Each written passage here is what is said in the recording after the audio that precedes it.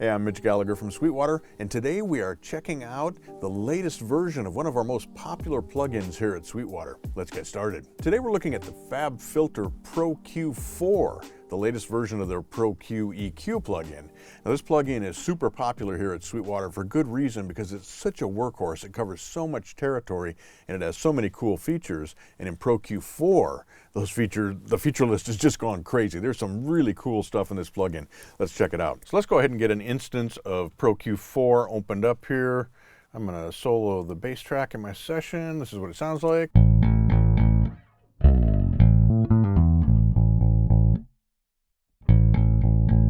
Basic electric bass sound. Let's double click and open that up.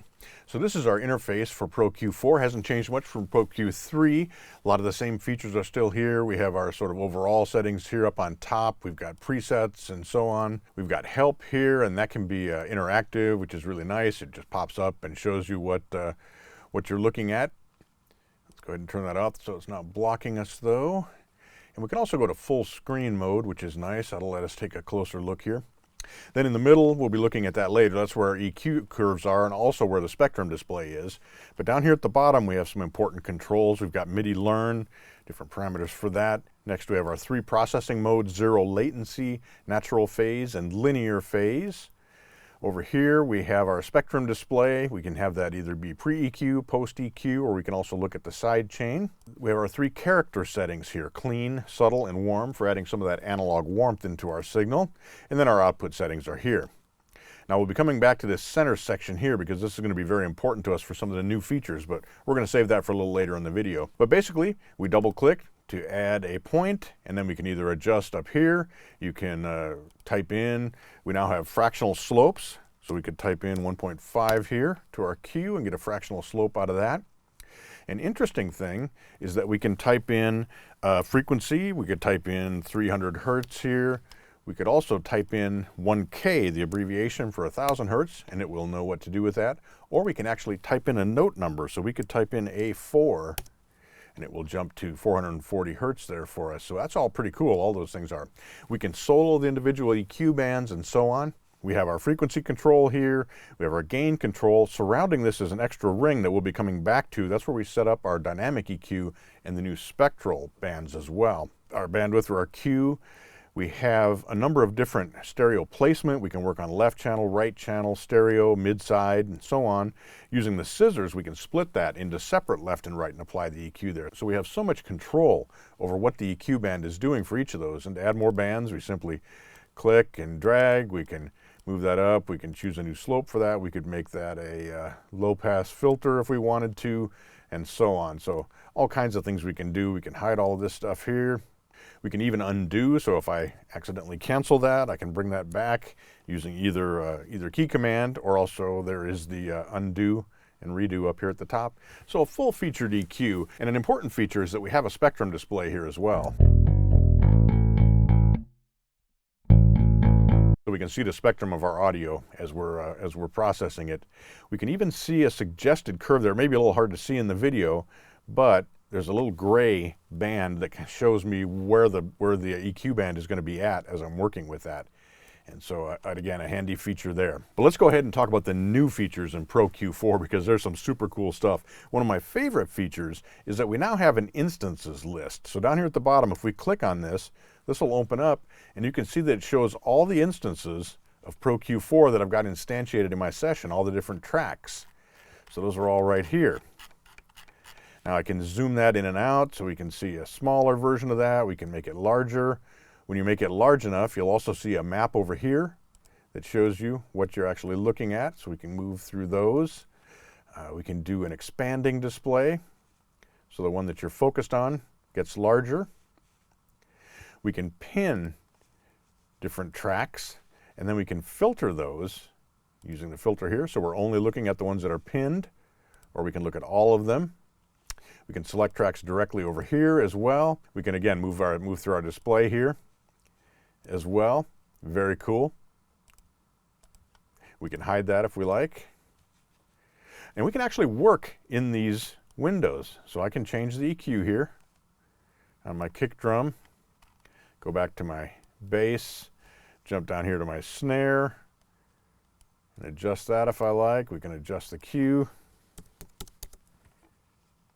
and so on. So very cool.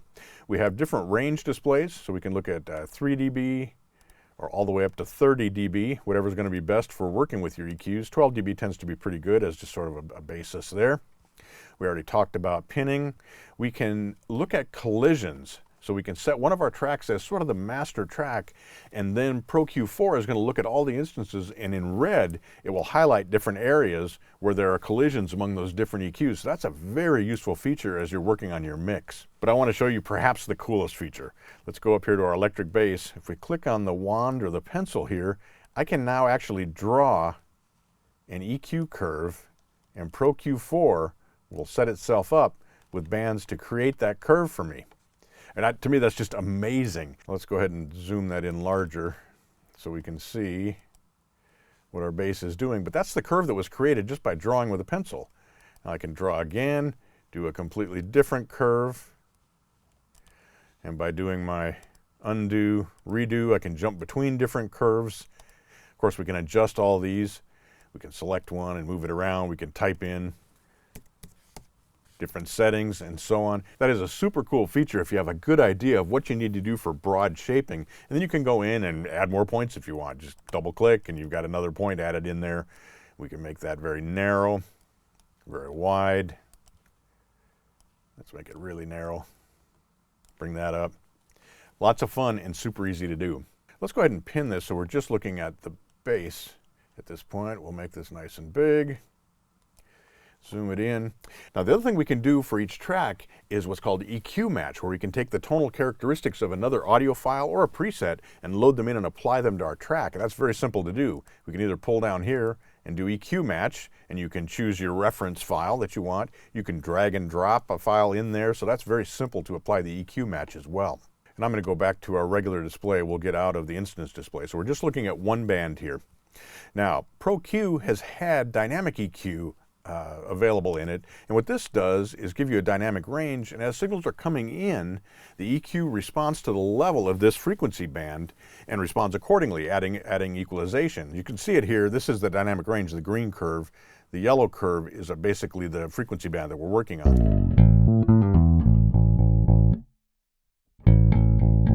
Now you can see that the entire band is responding here. So we're triggering off the entire band and we're applying equalization to the entire band based on that dynamic response.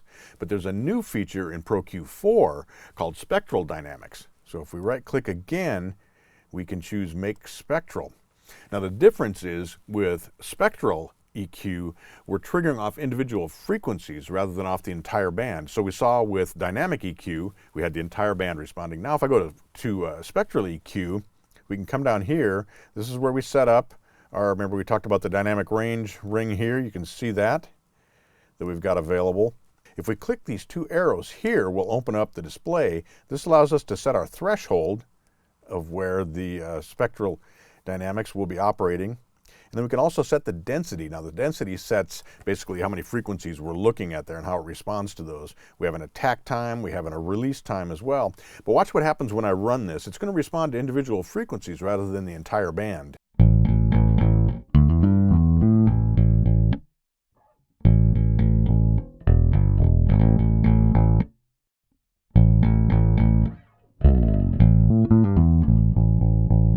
So that's very different than what we had when we were doing, we'll clear spectral, we'll go back to clear dynamics, we'll go ahead and just set up a straight ahead dynamic EQ.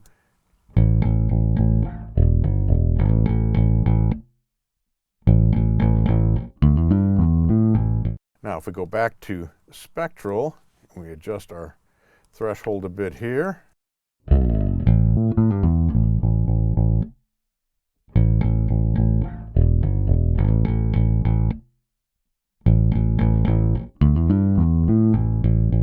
So this spectral dynamics option lets you really get in there and shape your tracks more effectively. So it's great for removing, for example, harshness from a signal because it's just going to focus on those particular frequencies that are jumping out. It can be nice for working on sibilance. It can also be nice when you want to attack resonances that are in a signal and really tame those, say in a bass track like this or an acoustic track that you've recorded with a microphone. You can really process those resonances carefully and get a very natural, smooth sounding result. So that's just a quick look at some of the new features that are in FabFilter's Pro Q4. This version 4 of Pro Q is so powerful and so much fun. I mean, Pro Q3 has been my go-to workhorse EQ for a long time. It's just so powerful and does so much. And now with all these new features, it just gets way over the top. It's absolutely an EQ you want to have in your plug-in arsenal. I hope you've enjoyed this look at Pro Q4. For complete information, head over to Sweetwater.com, or better yet, contact your Sweetwater sales engineer. They've got all the details for you. Thanks for joining me today. I'm Mitch Gallagher from Sweetwater.